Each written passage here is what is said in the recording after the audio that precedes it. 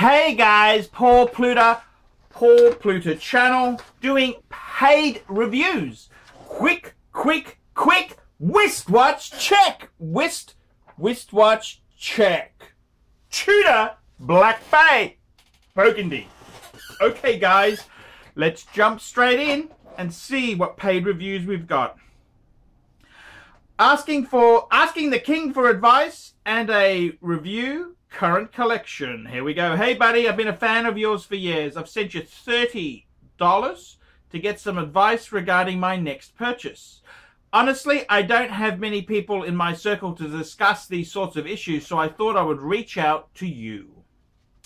Just a few things about myself. My name is Stef. I'm 29 years old and I live in the UK. Currently, I am in a management position at a very large company. Good on you. On the side, I have been trading watches for 5 years as a hobby, mainly eBay. And I've sold many Breitlings, Omegas, Tags and Panerai. However, now I don't have the time and energy to buy-sell, so I've decided to buy watches that I enjoy and keep them long-term. Here is my current collection. Number 1, Rolex Daytona stainless steel black 116520. Yes sirree, yes. Number 2, Rolex Submariner Hulk 116610 LV. Yes sirree. Number 3, Rolex Polar Explorer 2 16570. Yes sirree. 3 steel stunners. Now, the big question. I have some savings and my next purchase will be the last watch I buy. Don't ever say that. It never works out that way. Believe you me, it doesn't actually work out. I am in love with the Rolex GMT 1675, 1960s, and the Rolex Submariner Kermit 50th anniversary. But which one to go for? The 2003 Mark I Kermit is way out of my budget, but it will be a 2005 plus model. Please let me know your thoughts and which one you would buy if you were in my position. Next time you're in London, give me a shout out. Best regards, Stef. Well done, Stef. Well done. Well done indeed there. You've got a beautiful wristwatch collection. The Rolex Daytona stainless steel, that is a super grail watch. Can't get better than that. Then you've got the Submariner Hulk. Ooh, the Hulk. And then you've got, you've got the 40mm Explorer 2, very hot watch. What would I go for? I gotta be honest with you. So let's have a look here. We're looking at a 1675. Now when you say 1960s, they also went into the 70s. They went into the 70s as well, the 1675. A Rolex Submariner Kermit 50th anniversary. The Kermits, they're pulling big money. Okay, and the other option, what's the other option? Kermit or a 1675. Now, you've got to be incredibly careful because 1675s, there are a lot of them that have been fucked with. There is quite a bit of fucking with them. Some people have really, they may have a service style, may not have original hands. There's a number of factors. Is the bezel insert original? There's a lot of factors that can happen with them. Then again, there's the Kermit. I gotta be completely honest with you. If you've got a steel Daytona, so it's a pre-ceramic Daytona, you've got a Hulk. You got the pre-ceramic Rolex movement. You got the Hulk, that's the ceramic Submariner, the green, and you got an Explorer 2. I reckon a 1675 would be absolutely ideal. Yes, I tell you why, because it's the genres, okay? It's not only is the 1675 just a stunning, sexy watch, but you've got a Rolex Movement Daytona pre-ceramic, so it's a classic, not vintage, it's classic.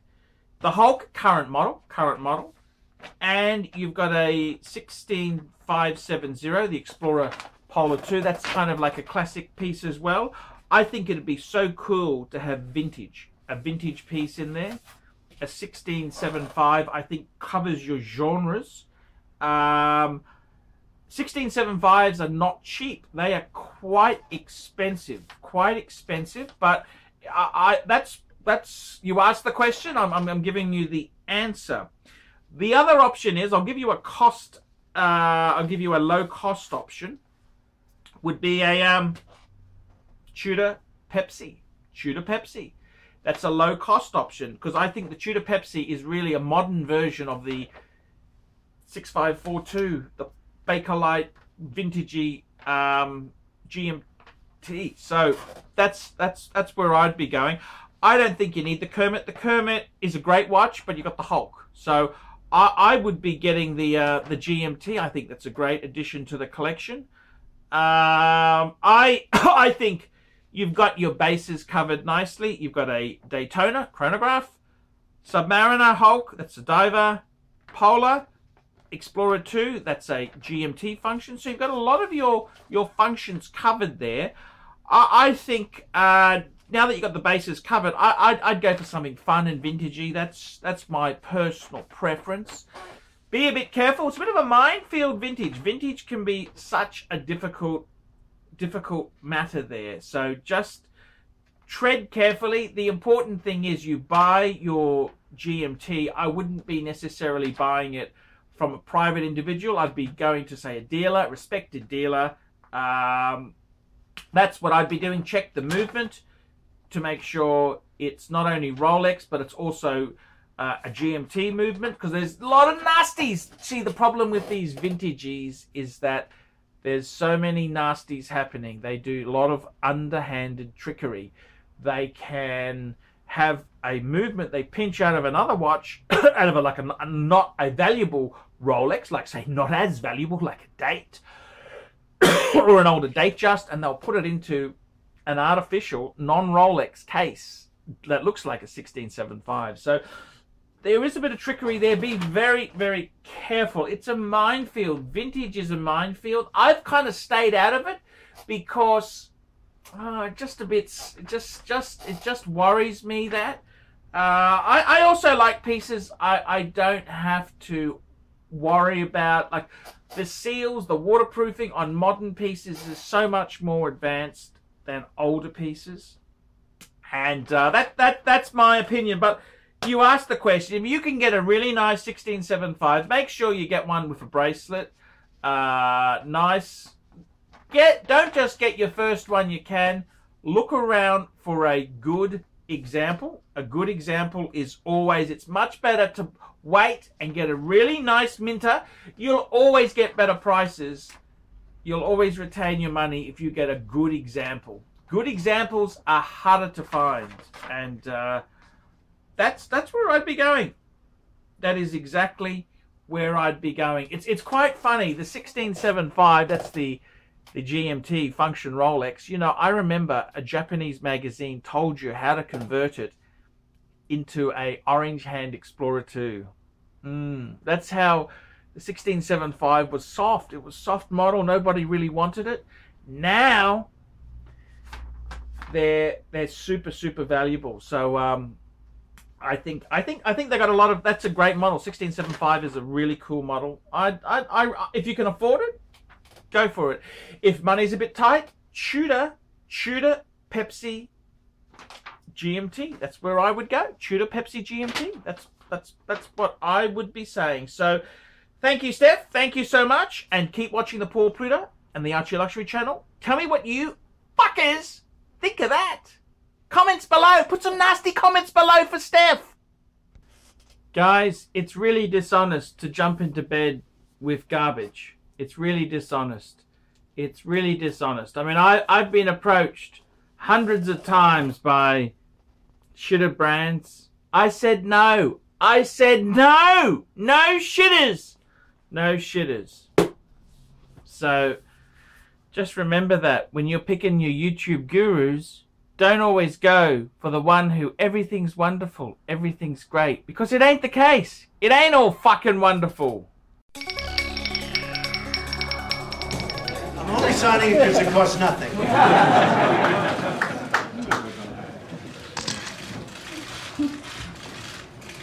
So this is the congratulations to everybody.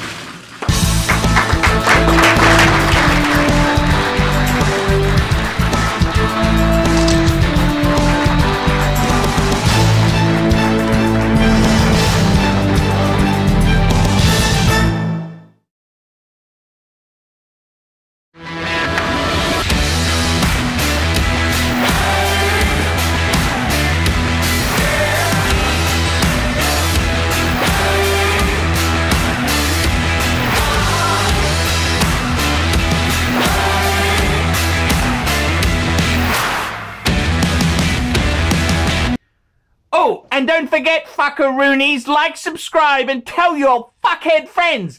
And don't forget to mention the Archie Luxury Travel channel. That's where I'm doing live shows, fuckers.